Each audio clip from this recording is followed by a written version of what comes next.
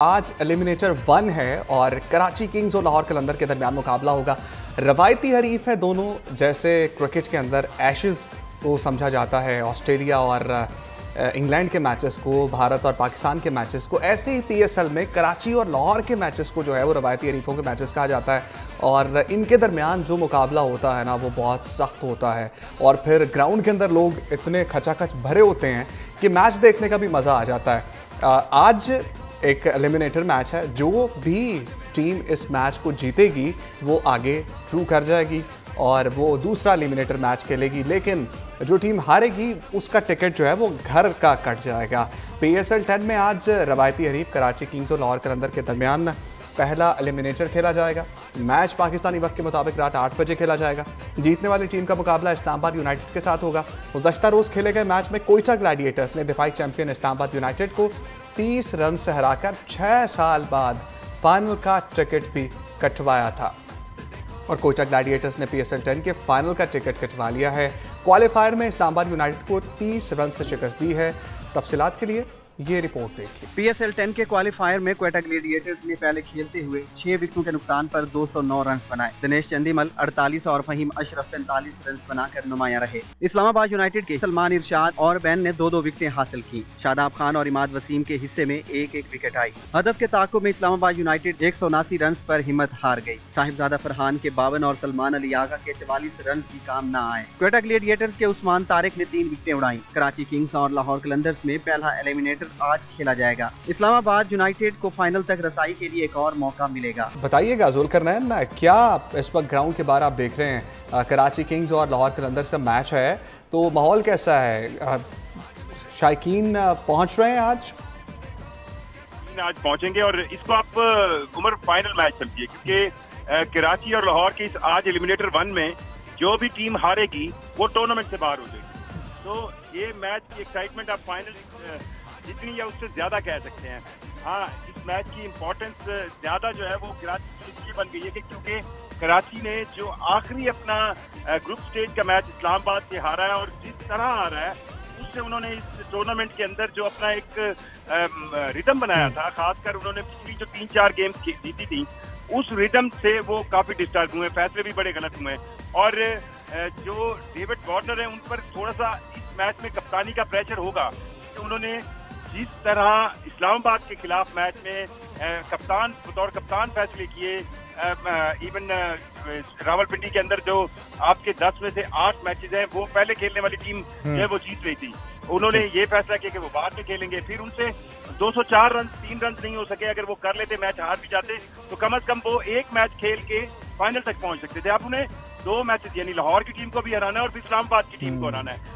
इस्लामाबाद के लिए एक आप कह लें बुरी खबर है या एक एलेक्स हेल्स जो है वो अब उनके अगले मैचेस के लिए मयसर नहीं होंगे। उनकी तरफ से बाज़ाब्ता तौर पर ये कहा गया कि एलेक्स हेल्स को स्पेन में अपने किसी दोस्त की शादी के लिए जाना है। सो उस सेंस में जो है वो मयसर नहीं होंगे, एलेक्स हेल्स नहीं होंगे। मैं आपकी तरफ दोबारा आता हूँ जुल्करनैन, और अभी हमने एक अपने नाज़रीन को पैकेज दे कोयटा ग्लैडिएटर्स के फहीम अशरफ को रोकना बहुत मुश्किल है। ऑलराउंडर ने पहले बल्ले से बरकरफ्तार 45 रन जड़े और फिर 2 अहम विकेटें भी हासिल की हैं और अपनी टीम की जो पोजीशन है मुस्तहकम किया और फाइनल में भी जगह पक्की करवाई है। फहीम अशरफ फॉर्म में आ गए हैं, इसका फ़ायदा पाकिस्तान को होगा। एक अच्छे ऑलराउंडर हैं, लेकिन हमेशा जब भी हमने देखा ऑफ कलर रहते हैं। वसी शाह से बात करते हैं। वसी, बताइएगा, सिर्फ आखिरी मिनट है हमारे पास, तो आज के मैच के हवाले से बता दीजिए। कराची किंग्स और लाहौर कलंदर्स में से आपको क्या लगता है किसका पलड़ा जो है वो भारी आज रहेगा? जिस तरह कराची किंग्स पूरे टूर्नामेंट में खेली है और वो टीम जिसने पिछले 3 सीजन में सिर्फ 8 मैचेस जीते हों और इस बार वो एलिमिनेटर में पहुंची है, और वो डेविड वार्नर के आने से एक ओजी जो माइंडसेट है, जो फाइटिंग माइंडसेट है, जो स्पिरिट है कि हमने जीतना ही जीतना है, तो वो डेविड वार्नर के आने से आया है।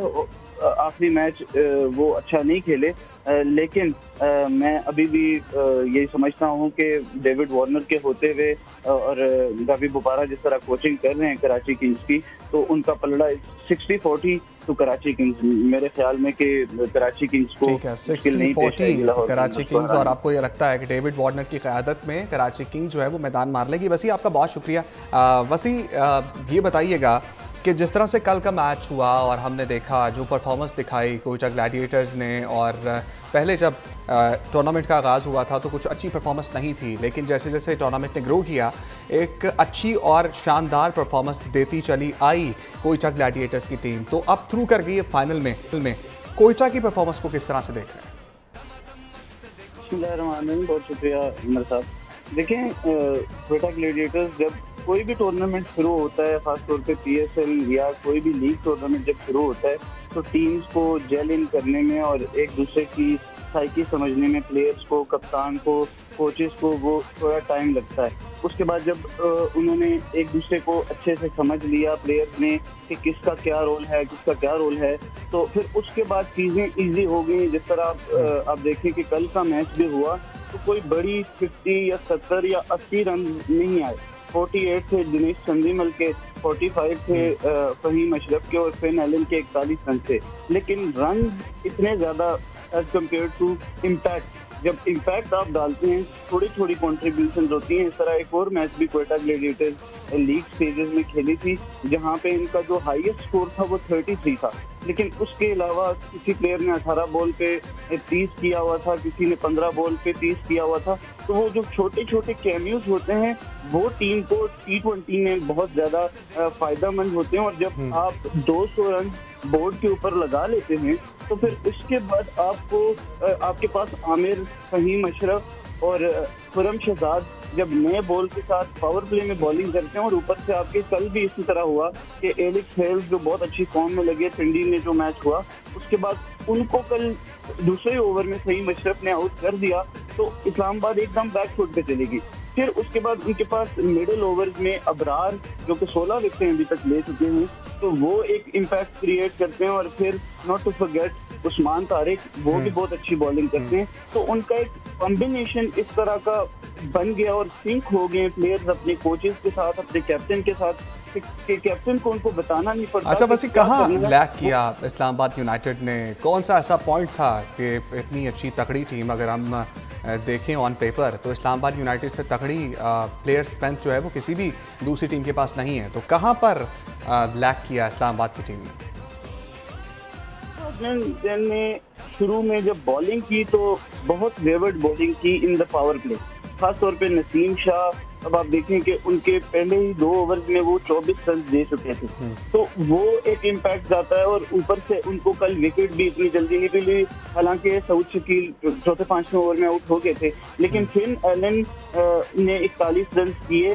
और फिर उसके बाद जब इनके 10 ओवर्स में, इस्लामाबाद के 10 ओवर्स में 101 पर 3 खिलाड़ी जब आउट हुए, साहिबजादा फरहान, तो यानी इनको 10 ओवर्स में 110 रन चाहिए थे with wicket in hand, 7 wicket in hand. तो उसके बाद इनके जो मिडल ऑर्डर है, सिवाय सलमान अली आगा के, शादाब खान को देखें, जेम्स नीशम को देखें, इमाद वसीम को देखें, तो ये इनके 3 पिलर्स थे, लेकिन कोई भी, शादाब खान सबसे ज्यादा 16 रन बनाने में कामयाब हुआ। कोई भी उस तरह से खातर का परफॉर्मेंस नहीं दे सका जिसकी वजह से जो है वो इस्लामाबाद यूनाइटेड को शिकस्त हुई। अब एक और मौका है इस्लामाबाद यूनाइटेड के पास, देखते हैं कि वो कैसे यूटिलाइज करते हैं।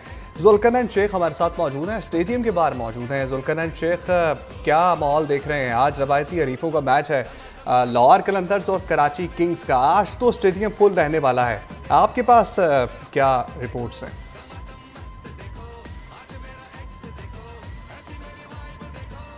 जुल्करनैन सुन पा रहे हैं तो बताइएगा, स्टेडियम के बाहर के मनाजर कैसे हैं और क्या आज हम फुल हाउस एक्सपेक्ट कर रहे हैं?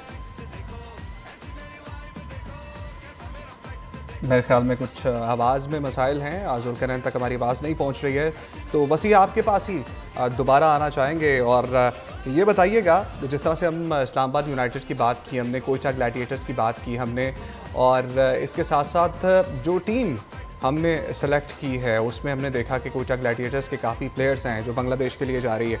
तो आपके ख्याल में मेरिट पर सेलेक्ट हुई है वो टीम, और क्योंकि उसमें सफियान वकीम का नाम कहीं पे भी नहीं है, उसके बारे में बहुत सी बातें गर्दिश कर रही हैं, टॉक ऑफ द टाउन बना हुआ है, कुछ उन्होंने एक स्टेटस भी पुट किया था इन्नल्लाह मा साबिरीन करके कुछ। तो क्या लगता है आपको, मेरिट पर है टीम जो कि बांग्लादेश के लिए सिलेक्ट हुई?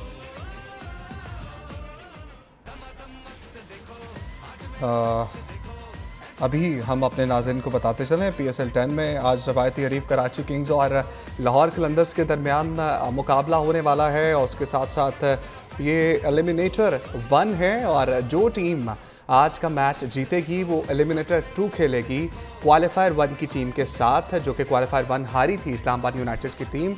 और इरफान ज़हीर साहब ने यहाँ पर हमें ज्वाइन कर लिया है। और इरफान ज़हीर साहब, जिस तरह से हम बात कर रहे थे परफॉर्मेंसेस की, और कोयटा की परफॉर्मेंस की हमने बात की, और हमने इस्लामाबाद यूनाइटेड की परफॉर्मेंस की हमने बात की, तो आगाज़ हम आपसे भी वहीं से करेंगे। आपके ख्याल में क्या प्लस पॉइंट था कल कोयटा ग्लैडिएटर्स का, और क्या नेगेटिव पॉइंट था इस्लामाबाद यूनाइटेड का जहां पर उन्होंने लूज़ किया और वो मैच हार गए?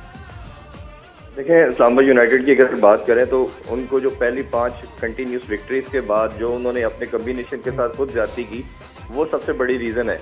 क्रिकेट के बेसिक और फंडामेंटल कभी चेंज नहीं होते। वो फंडामेंटल क्या है कि जब आपकी कोर जो टीम है आप उसको कभी डिस्टर्ब नहीं करते, तो उन्होंने ओवर कॉन्फिडेंस के अंदर ये प्रॉब्लम करना शुरू किया, किसी मैच में 6 चेंजिंग, किसी में 5, किसी में 4, वो कंटिन्यूसली करते चले गए।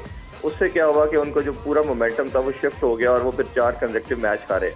आल्दो लास्ट मैच जीते हैं, अच्छा जीते, और उसके बाद आप आए हैं, बट एक और फिर उनको नुकसान ये हुआ कि जो उनके डगआउट में कुछ की प्लेयर थे, जैसे मनरो की बात कर लेते हैं, 2-4 और अगर डिफरेंट प्लेयर की बात करें, तो वो जब चले गए उसके बाद जो न्यू प्लेयर आए हैं वो भी समहाउ उस तरह की परफॉर्मेंस जेलन नहीं हो पा रहे।